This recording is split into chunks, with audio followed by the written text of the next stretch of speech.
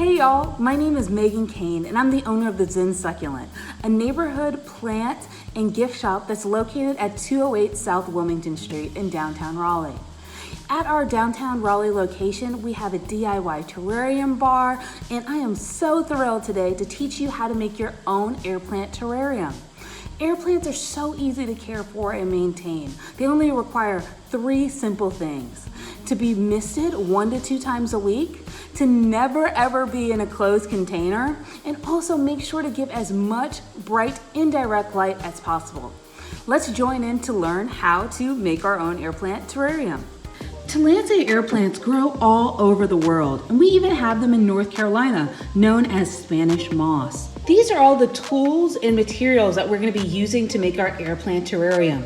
A variety of different Tillandsia air plants, from sand as its natural medium, a variety of different seashells from a local trip, as well as a nice sea fan, reindeer moss, and of course our glass container.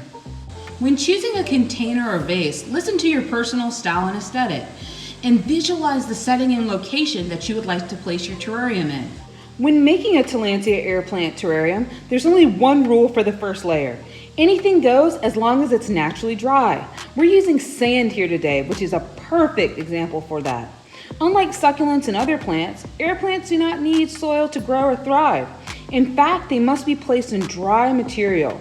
If placed in wet or damp material such as soil, the constant moisture will cause the plant to rot and eventually die. The only tool that we use to make a terrarium is a handy dandy paintbrush.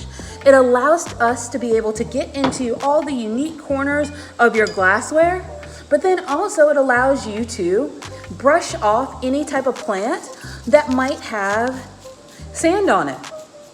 We start off with that first layer, adding in our medium, which is sand. You can pick up sand at your local hardware store or with us at the Zen Succulent. We're just going to want to fill that layer at the bottom of our terrarium.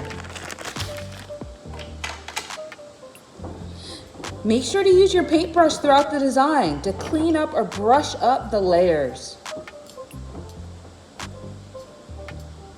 Our next thing we're going to be doing is adding in reindeer moss. Reindeer moss, again, can be picked up at our shop, or you can find it at your local craft store.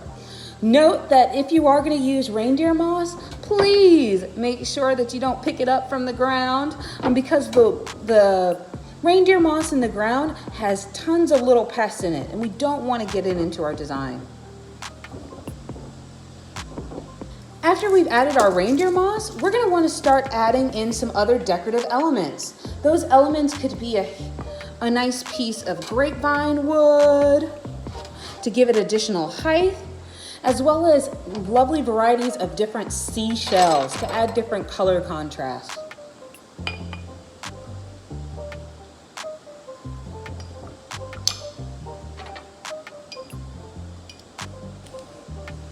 Next, I'm going to be cutting out a piece of our lovely sea fan, which has been dried.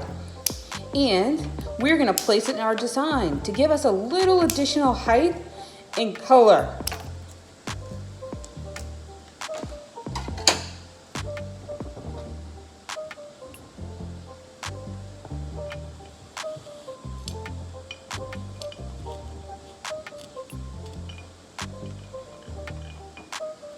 Our final step for our design is adding in the Tillandsia air plants.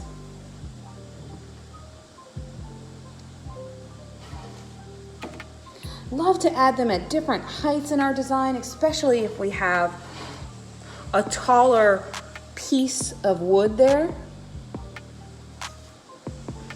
And we're all set. We're just going to simply mist our design, and we are ready to go. Thanks for following along with us in making a Tillandsia air plant terrarium. You can always come into our DIY terrarium bar at the Zen Succulent and make your own. We look forward to having you in no time.